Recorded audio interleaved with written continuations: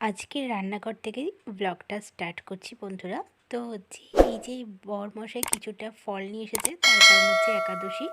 এমনিতে তো ফল আমাদের খাওয়া প্রত্যেক দিনেই ভালো, আর তাছাড়া একাদশীর দিনগুলো আরও বেশি পরিমাণে ফলগুলোকে দরকার লাগে। আর এখানে ছোলার ডাল ভিজিয়ে রেখেছি, আর ওখানে আটাটাও মাখবো বলে রেখেছি। আর এখানে নারকেলটা ভেঙে দিয়েছে দিদিভাই, আর এই যে আমি এখন আটাটা মেখে নিচ্ছি, কারণ আজকে একাদশী, ভাবলাম একটু ধোকার ডালনা বানানো যাক। তো এই ধোকলা আমি ফার্স্ট টাইম করছি, ভাবিনি যে এরকমটা হবে। তো হচ্ছে পুরোটা দেখো, রেসিপিটা আশা করি তোমাদেরও ভালো লাগবে। রেসিপিটা আমি পুরোটা এখানে শেয়ার করিনি, রেসিপিটা আমি বলে ফেললাম।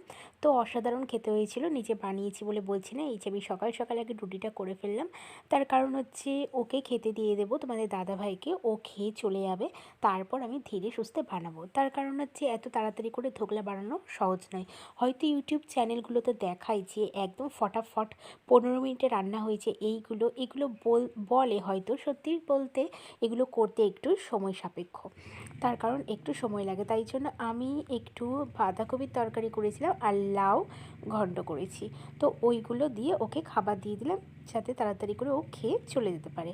আর এদিকে আমি ধোকলাগুলো বানিয়ে নিয়েছি। এটা যেমন যতটা সহজ লাগছে বন্ধুরা যে বানানো, কিন্তু ততটা কঠিনও নয়, কিন্তু আমার কাছে খুব একটা সহজ মনে হয়েছিল না, যেহেতু আমি প্রথমবার করছি বলে।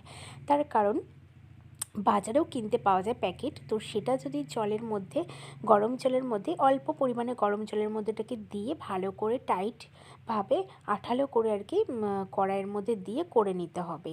তো আমি তো সেভাবে করিনি, আমি পুরোটাই ছোলার ডাল দিয়ে করেছিলাম। মানে ছোলার ডালটাকে, ভেজানো ডাল, সেটাকে মিক্সির মধ্যে দিয়ে তারপর সেটাকে আমি আর কি কড়াইয়ের মধ্যে দিয়ে রান্না করে সেটাকে আবার টাইট করে ছোট ছোট করে টুকরো করে যেরকম আর কি করা হয় সেটাকে করে ভেজে নিয়ে মশলা দিয়ে রান্না করেছি। আর আমার কাছে কঠিন মনে হচ্ছিল কেন, এই কারণেই, কারণ আমি যদি ফ্রি থাকতাম তাহলে অসুবিধা হতো না, যেহেতু আমার কোলে 7 মাসের বেবি।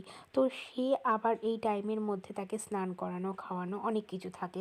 তো আগে যদি আমি জানতাম বন্ধুরা, তাহলে আমি অবশ্যই মানে ভাবতাম যে যেদিনকে তোমাদের দাদাভাই বাড়ি থাকতো সেদিনকে আমি করতাম।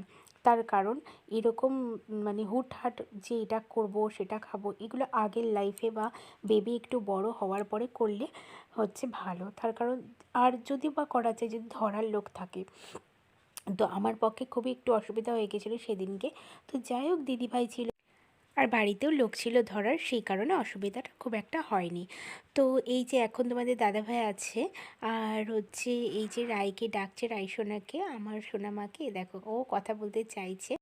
তাই জন্য আমি রান্নাটা পরে করব, ও থাকতে থাকতে আমি ধোকা বানানো বা সেগুলোকে টাইমে কাটিং করে ভাজা, এগুলো করতে তো সময় লাগে, ওগুলো করে রাখলাম, পরে শুধু মিক্সিতে মশলা করে করে নেব।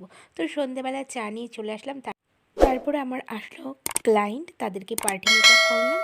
তো হচ্ছে তার ছিল চুল অনেক বড় বড়। তো আজকের মতো ভিডিও এখানেই শেষ করছি, ভালো লাগলে পাশে থেকো, দেখা হবে পরের ভিডিওতে। তো বাই বাই।